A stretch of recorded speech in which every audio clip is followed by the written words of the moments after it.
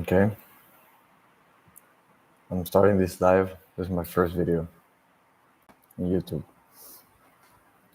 Everyone starts with the first video, so let's see how it goes.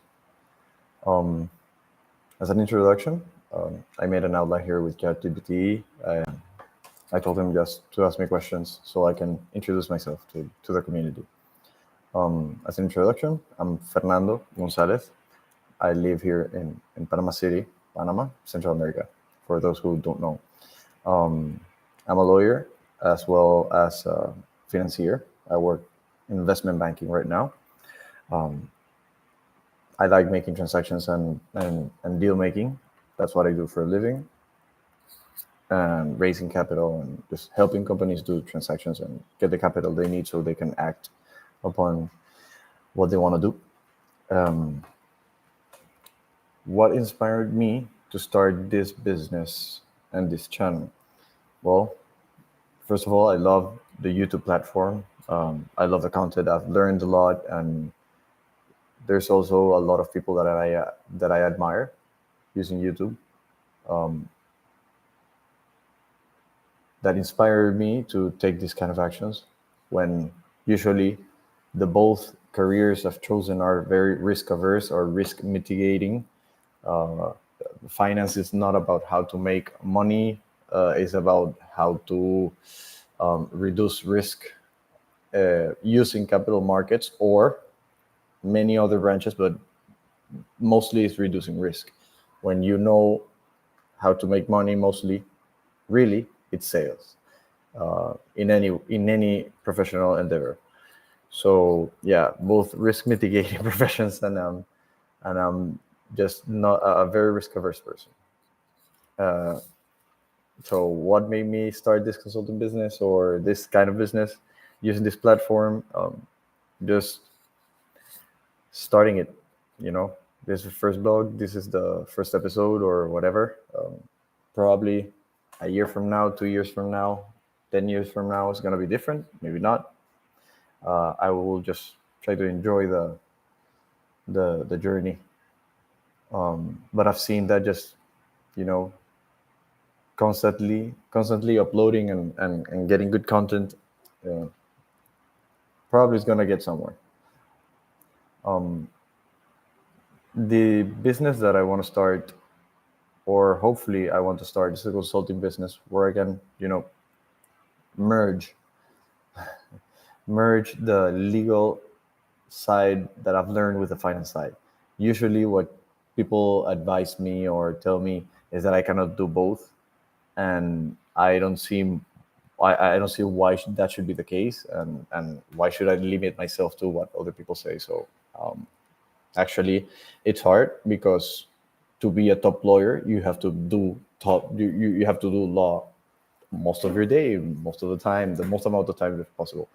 And in finance, to be a top investment banker and stuff, you have to do finance all the time. But they're very interrelated. In the transaction side, they usually in every transaction, all of them, you need a bunch of contracts, and you need to study how they're structured, how secure they are, to understand how the business really is or it's not stable enough, or has their stuff on paper, and legally enforceable. What makes your firm unique compared to others in the market? Well, I don't have a firm yet. I used to have a firm. I worked on firms. Now I'm working at a bank, but I wish I could have my consulting firm. I would like someday to open my my consulting firm. Really, to I'm a very broad thinker. I like to think about a lot of aspects of a business. I love every almost every like section of the business, any kind of business, and how to make it more profitable, how to make it better. Because my dad was an entrepreneur, my mom was an entrepreneur, and I saw how hard it was. It's really hard, especially in the era where there was no digital nothing. Everything was just magazines, printed magazines where you had to pay a lot of stuff, a lot of money to get a magazine going, the colors, the printing, the many copies, or like just doing the music yourself. You need to understand all the, like my dad is a musician.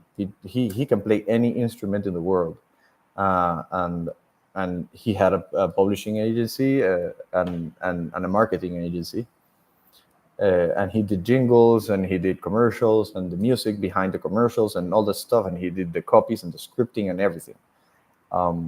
But it was really hard. It's a very cyclical business. When business is not going well, people stop paying marketing, which it's contradictory because probably the thing you need the most is to maintain sales and revenue and inflow of money.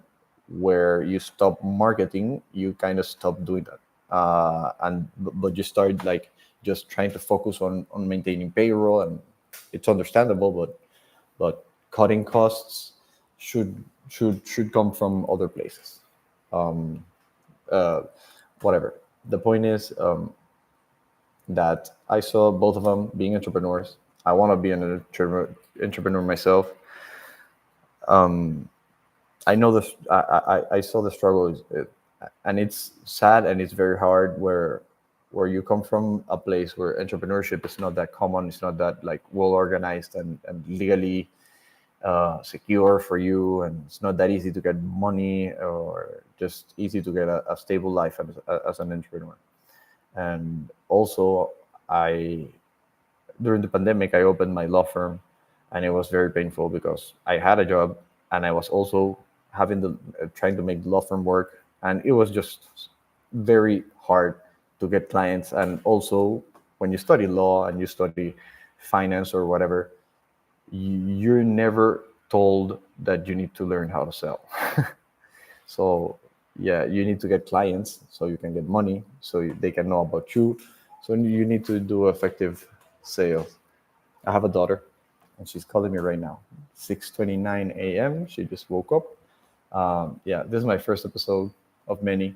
There was like, like 20 questions. I got two of them. Hope you like it.